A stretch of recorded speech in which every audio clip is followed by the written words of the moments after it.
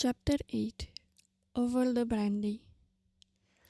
The controversy was over, but strange to say, Fyodor Pavlovich, who had been so joyful, suddenly became frowning. He frowned and gulped brandy, and it was already a glass too much. "Get along with you, Jesuit," he said to the servants. "Go away, Smerdyakov, I'll send you the gold piece I promised you today, but be off. Don't cry, Grigory. Go to Marfa. She'll comfort you and put you to bed. The rascals won't let us in peace after dinner," he snapped peevishly, and the servants promptly withdrew at his word. Smerdyakov always pokes himself in now after dinner. "It's you he's so interested in. What have you done to fascinate him?" he added to Ivan. "Nothing whatever," answered Ivan. "He's pleased to have a high opinion of me. He's a lackey and a mean soul. Raw material for revolution, however, when the time comes. There will be others and better ones, but there will be some like him as well. His kind will come first and better ones after. And when will the time come? The rocket will go off and fizzle out, perhaps." The peasants are not very fond of listening to these soap makers so far. "Brother, but a balance ass like that, think and think. And the devil knows where he gets to. He's storing up ideas," said Ivan, smiling. "You see, I know he can't bear me, nor anyone else, even you, though you fancy that he has a high opinion of you. Worse still, with Alyosha. He despises Alyosha. But he doesn't steal, that's one thing, and he's not a gossip. He holds his tongue and doesn't wash out our dirty linen in public. He makes capital fish pasties too.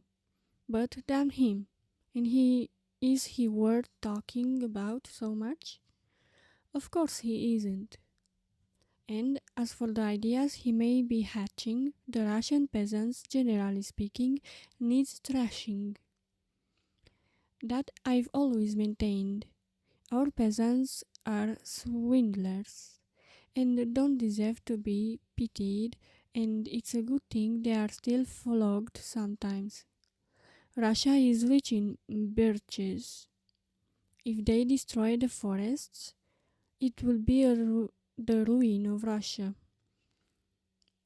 I stand up for the clever people. We have left off thrashing the peasants. We have grown so clever, but they go on thrashing themselves. And a good thing too, for with that measure, Iemete, it shall be measured to you again. Or how does it go? Anyhow, it will be measured. But Russia's all Swedishness. My dear, if you only knew how I hate Russia. That is not Russia, but all this vice. But maybe I mean Russia. Tout cela c'est de la cochonnerie. Do you know what I like? I like wheat. Tout cela c'est de la cochonnerie. All this is a filthiness. You've had another glass. That's enough. Wait a bit. I'll have one more and then another and then I'll stop. No, stay, you interrupt me. At Mokroe I was talking to an old man and he told me, "There's nothing we like so much as sentencing girls to be thrashed, and we always give the lads the job of thrashing them. And the girl he has thrashed today, the young man will ask in marriage tomorrow. So it quite suits the girls too," he said. "There's a set of the Desades for you."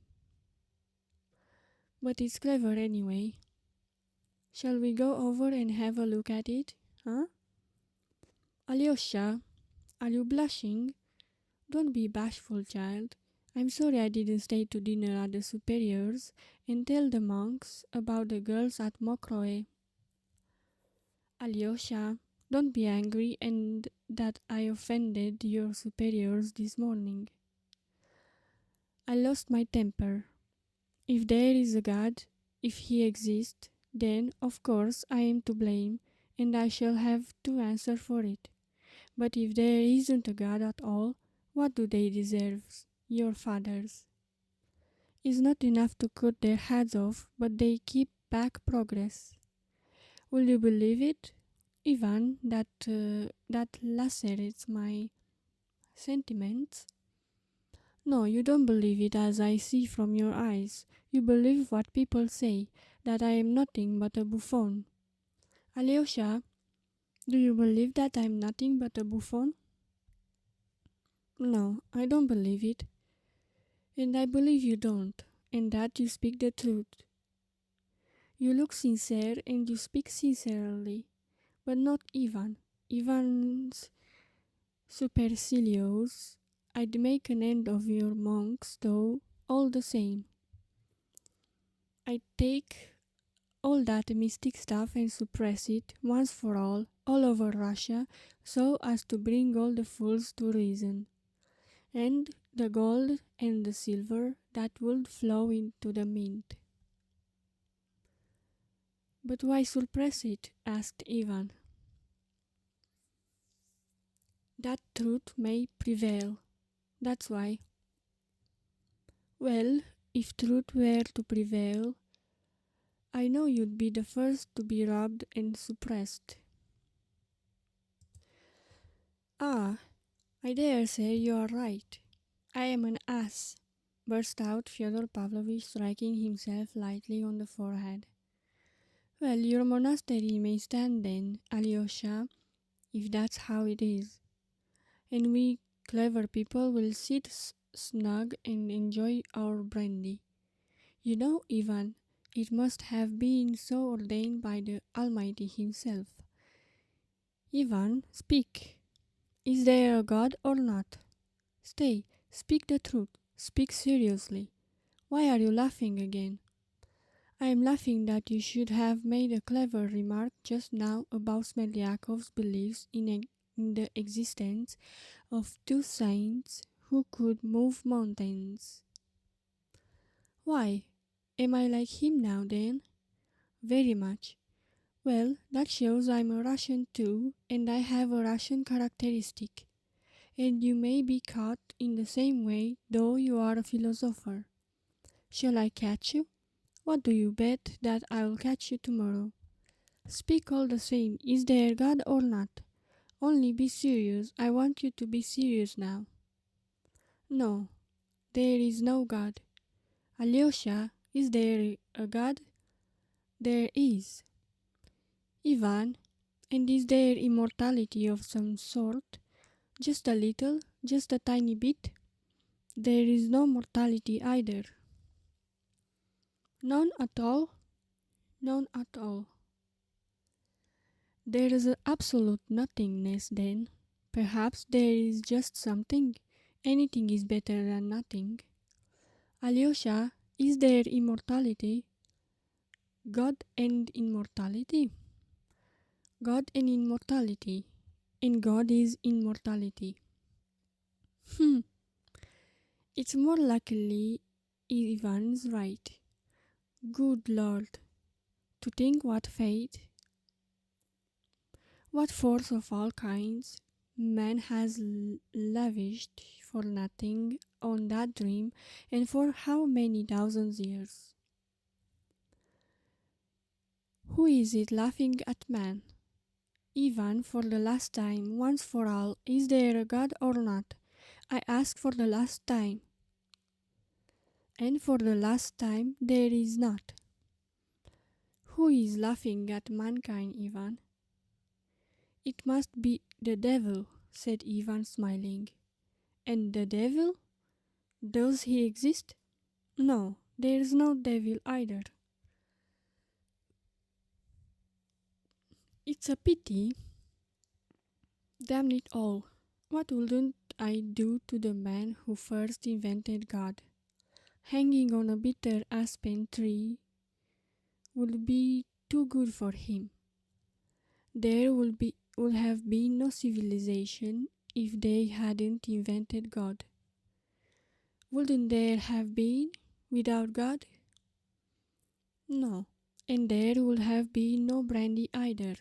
But I must take your brandy away from you anyway. Stop, stop, stop, dear boy. One more little glass. I've hurt Alyosha's feelings. You are not angry with me, Alyosha, my dear little Alexei. No, I am not angry. I know your thoughts. Your heart is better than your head. My heart better than my head, is it? Oh Lord, and that from you. Ivan, do you love Alyosha? You must love him. Fyodor Pavlovitch was by this time very drunk. Listen, Alyosha, I was rude to your elder this morning, but I was excited. But there's wit in that elder, don't you think, Ivan? Very likely. There is. Il y a du Pyron là-dedans. He's a Jesuit, a Russian one, that is. As he's an honorable person, there's hidden indignation boiling within him at having to pretend and affect holiness. Il y a du Pyron là-dedans. There is something of Pyron inside of him. But of course he believes in God. Not a bit of it. Didn't you know? Why, he tells everyone so himself. That is, not everyone, but all the clever people who came to him. He said straight out the governor's schools not long ago. Credo, but I don't know in what. Really? He really did, but I respected him.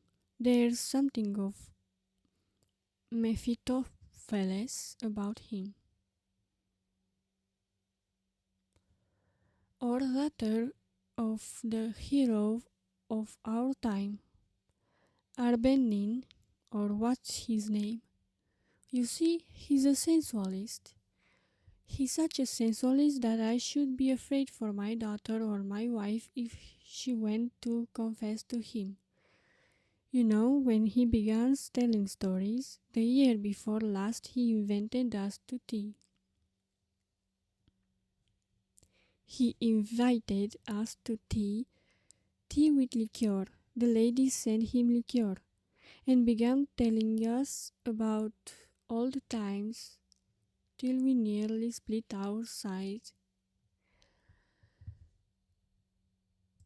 especially how he once cured a paralyzed woman.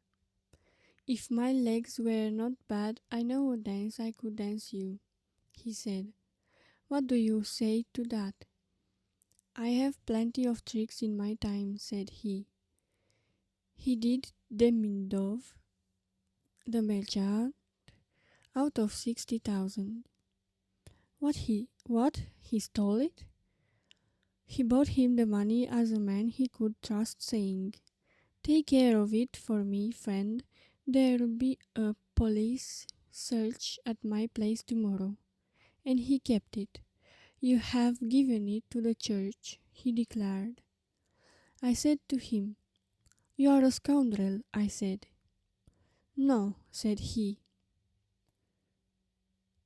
I am not a scoundrel, but I am broad-minded. But that wasn't he, that was someone else. I've muddled him with someone else, without noticing it. Come, another glass and that's enough. Take away the bottle, Ivan. I've been telling lies. Why didn't you stop me? Ivan, tell me I was lying. I knew you'd stop off yourself. That's a lie.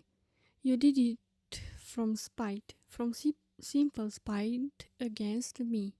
You despise me. You have come to me and despised me in my own house. Well, I'm going away. You have had too much brandy.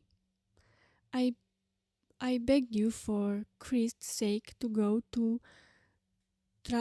Chermashnaya for a day or two and you don't go. I'll go tomorrow if you are so set up on it. You won't go. You want to keep an eye on me. That's what you want, spiteful fellow. That's why you won't go. The old man persisted. He had reached that state of drunkenness when the drunkard, who has till then been inoffensive, tries to pick a quarrel and to assert himself. Why are you looking at me? Why do you look like that? Your eyes look at me and say, "You ugly drunkard." Your eyes are mistrustful, they've contemptuous. You have come here with some design. Alyosha here looks at me and his eyes shine. Alyosha doesn't despise me, Alexei. You mustn't love Ivan. Don't be ill-tempered with my brother. Leave off attacking him, Alyosha said empathetically. Oh, all right. Oof, my head aches. Take away the brandy, Ivan. It's the third time I've told you. He mused, and suddenly a slow, cunning grin spread over his face. Don't be angry with a feeble old man, Ivan. I know you don't love me, but don't be angry all the same. You have nothing to love me for. You go to Chermashnaya. I will come to you myself and bring you a present. I will show you a little wench there. I've had my eye on her a long time. She's still running about barefoot. Don't be afraid of barefooted wenches. Don't despise them. They are pearls. And he kissed his hand with a smirk. To my thinking, he revived at once, seeming to grow sober the instant he touched on his favorite topic. To my thinking, oh, you boys, you children, little sucking pigs, to my thinking, I I have never thought a woman ugly in my life. That's been my rule. Can you understand that? How could you understand it? You have milk on your veins, not blood. You are not out of your shells yet. My rule had been that you can always find something devilishly interesting in every woman that you wouldn't find in another woman. Only one must know how to find it, that's the point. That's a talent. To my mind, there are no ugly women. They, the very fact that she is a woman is half the battle. But how could you understand that? Even in veilless files, even in them you may discover something that makes you simply wonder that men have been such fools as to let them grow old without noticing them. Barefooted girls, or unattractive ones, you must take by surprise. Didn't you know that? You must astound them till they are fascinated, upset, ashamed that such a gentleman should fall in love with such a little slut. It's a jolly good thing that there always are and will be masters and slaves in the world, so there always will be a little maid of all work and her master, and you know that's all that's needed for happiness. Stay, listen, Alyosha. I always used to surprise your mother, but in a different way. I paid no attention to her at all, but all at once, when the minute came, I'd be all devotion to her, crawl on my knees, kiss her feet, and I always, I remember it I remember it as though it were today, reduced her to that tinkling, quiet, nervous, queer little laugh. It was peculiar to her. I knew her attacks always used to begin like that. The next day she would begin shrieking hysterically, and this little laugh has not a sign of delight, though it made a very good con- counterfeit. That is the great thing, to know how to take everyone. Once, Beliavsky, he was a handsome fellow and rich, used to like to come here and hang about her, suddenly gave me a slap in the face in her presence. And she, such a mild sheep, why, I thought she would have knocked me down for that blow. How she sat on me! You are beaten, beaten now, she said. You have taken a blow from him. You have been trying to sell me to him, he said. And how dared he strike you in my presence? Don't dare come near me again. Never, never.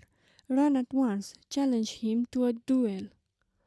I took her to the monastery then to bring her to her senses. The Holy Fathers prayed her back to reason.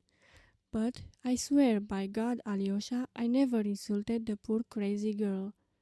Only once, perhaps, in the first year, then she was very fond of praying. She used to keep the fasts of Our Lady particularly and used to turn me out of her room then. I'll knock that mysticism out of her, thought I. Here, said I, you will see your holy image. Here it is. Here, I take it down. You believe it's miraculous, but here, I will spit on it on directly and nothing will happen to me for it. When she saw it, good Lord, I thought she would kill me, but she only jumped up, wrung her hands, then suddenly hid her face in them, began trembling all over, and fell on the floor. Fell all of a heap. Alyosha, Alyosha, what's the matter? The old man jumped up in alarm. From the time he had begun speaking about his mother, a change had gradually came over Alyosha's face. He flushed crimson, his eyes glowed, his lips quivered. The old sot had gone spluttering on, noticing nothing, till the moment when something very strange happened to Alyosha. Precisely what he was describing in the crazy woman was suddenly repeated with Alyosha. He jumped up from his seat exactly as his mother was said to have done, wrung his hands, hid his face in them, and fell back in his chair, shaking all over in a hysterical paroxysm of sudden, violent, silent weeping. His extraordinary resemblance to his mother particularly impressed the old man. Ivan, Ivan, water, quickly, is like her, exactly as she used to be then, his mother. Spurt some water on him from your mouth. That's what I used to do to her. He's upset about his mother. His mother, he muttered to Ivan. But she was my mother too, I believe, his mother. Was she not? Said Ivan, with uncontrolled anger and contempt. The old man shrunk before his flashing eyes.